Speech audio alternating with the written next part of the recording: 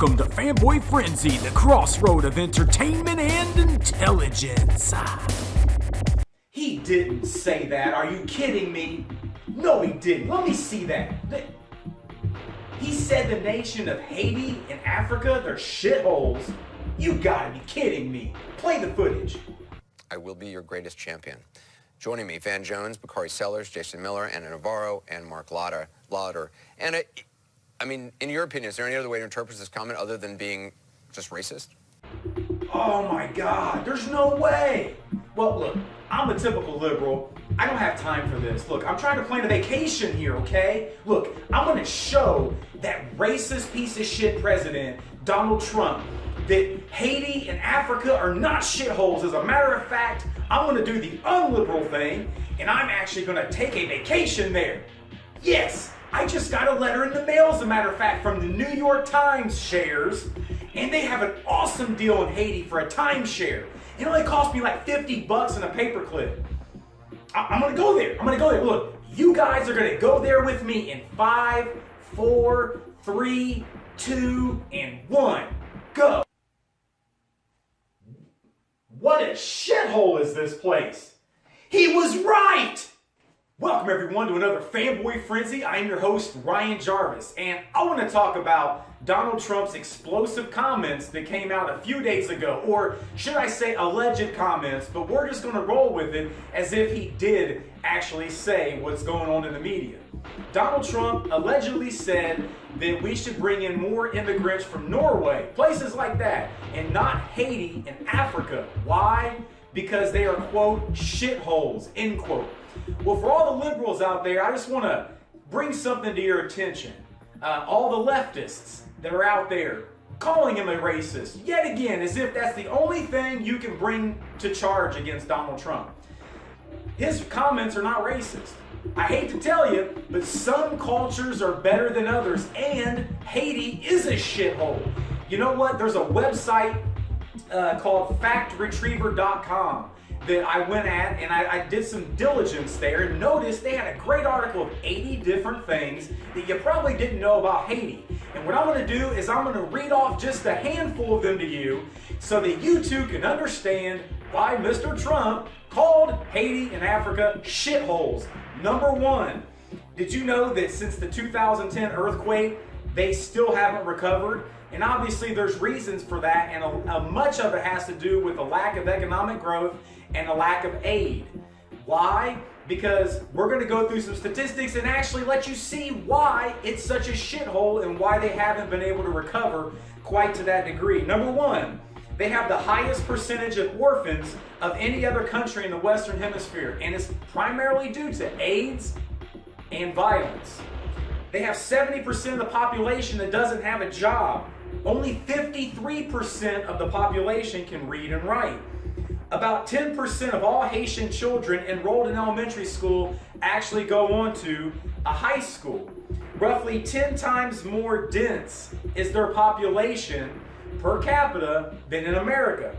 Also, they have the second oldest independent nation in the Western Hemisphere, and yet they're right behind America in terms of their age, but look at the lack of progress. Why could that be? They were ranked one of the 5 worst and most corrupt countries in the entire world. 54% of Haitians have access to sanitation facilities, and less than half of their water is actually drinkable. Can you believe that? And for all of you out there that are always talking about the pandemics that are going on around the world, like such as AIDS here in the United States, did you know that the CDC in the 1980s traced a number of the early AIDS cases to Haitian immigrants? What do you think about that? Did you also know that over 40% of the population is 14 years or under in Haiti? Why is that? Well, there's reasons for that, and we'll get into that here a little later. Did you also know that Haiti has the highest incidence rate of HIV and AIDS, and that almost 1 in 50 people have it? When I mentioned earlier that Haiti is yet to recover from the 2010 earthquake that decimated the entire land primarily, What I didn't tell you was why they still haven't recovered. Well, I'm of the opinion of what occurred in the middle and late 20th century.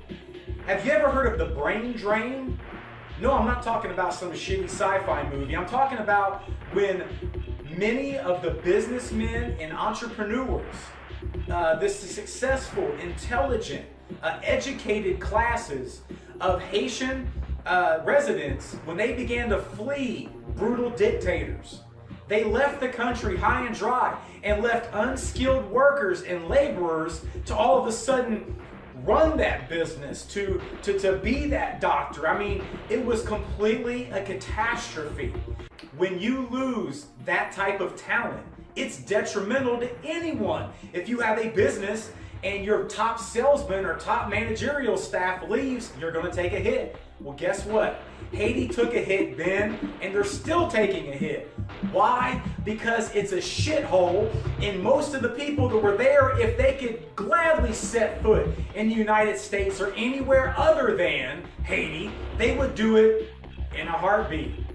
Moreover, and this is a doozy, did you know that over 300,000 Haitian children are actually living in slavery right now, you leftist lunatics? Did you know that? Oh, and by the way, that is only about 88,000 less than all of the blacks that were actually brought to North America during the entire slave trade. So let that sink in your head for a minute. But you know, one of the reasons why the children, I told you earlier that 300,000 children are enslaved, or that most of the population is 14 years and under, or at least half that is. Why is that? Well, it's because most of the adults have either been slaughtered in genocide, or they're infected with a disease, or they just have been put in slavery, or they just up and left their children. Can you believe that? In America, we can't seem to let race go.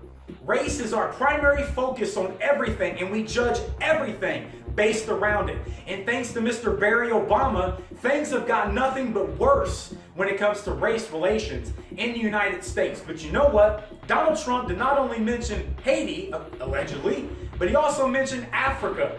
We do know that Africa is nothing but a cesspool of genocide and violence. As a matter of fact, AIDS is rampant. Did you know that in sub-Saharan Africa, there's 182 million adults that can't read?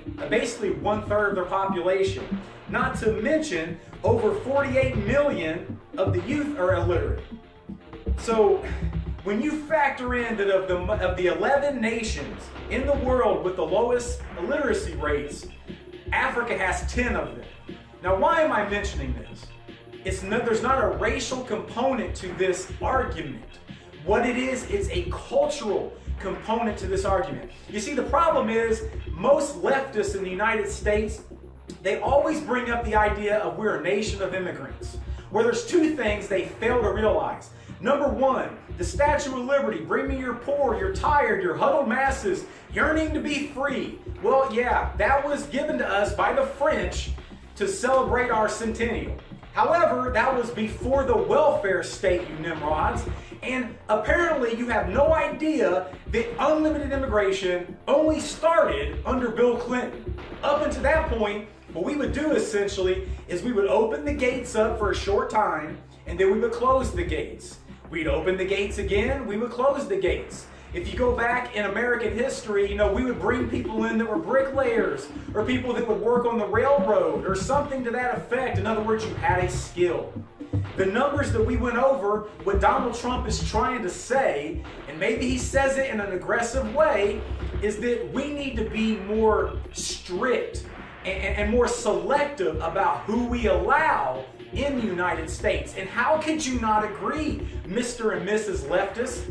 I clearly showed the hypocrisy of most on the left. They talk about how if you knock any other culture, if you're ethnocentric in any way, they look at you as a racist. But we're not talking about color. We're talking about culture, you fucking nimrods. Why is it you cannot separate the two? Why is it you cannot understand that we want people here with a high literacy rate? Someone that can actually contribute to the government, to our society not be on the tit of every taxpayer so that we have to pay even more. I don't understand the logic. However, Donald Trump did mention that he would like to have some people here from Norway. Did you hear him say that? Well, listen to this. Do you know that in Norway they have the 6th highest literacy rate in the entire world? 6th! So you can understand why you'd want somebody like that here. So I have a question. For the left out there. Can you understand why it is that we have to be much more selective? Do you understand why it is that sometimes you have to call a spade a spade? Do you understand that genocide and violence is the norm in non-Western nations? Yes, the West has fought for land. Yes, we didn't take land from Indians, by the way. We fought for it. And they were the strongest enemy we've ever had. We fought them for 200 years. No nation on the earth was ever born without bloodshed and violence. That's just the way it is. But the problem is, all of the shit that you blame Donald Trump for, being a racist, all of his voters, you're all racist. What you don't see and what will allow Trump to get in another 4 years is the fact that America and the West are better than every other culture. You can say that that's a racist comment. It's not. It's about culture. Have you ever looked over in Europe and seen what they're doing? Have you seen that the immigrants that have flooded Europe have actually changed the demographic in such a way that the Europe of old will never be again? They've actually Merkel has committed suicide in Germany. For example, all you have to do is look it up. These immigrants that are coming in here can barely read and write. Most of them are male. They're not families, meaning that they're essentially here to cause an issue. Now, what about in America? Do we have that problem? Of course we have the problem. Half of all people in federal prisons are immigrants. They're illegal immigrants. They come here with no education. They come here, pop out a child, and we take care of them for life. That shit does not happen anywhere. As a matter of fact, if you try to sneak into Mexico, you know what they do? They put your ass on a bus and they send you back. But that's not before they shake you down and make your family members pay some type of ransom. But remember, we're no better than they are. What people don't seem to understand in America, and I believe good-hearted liberals mean well, they get offended at the comment of shithole because they feel like everybody should be given a chance. And I get that.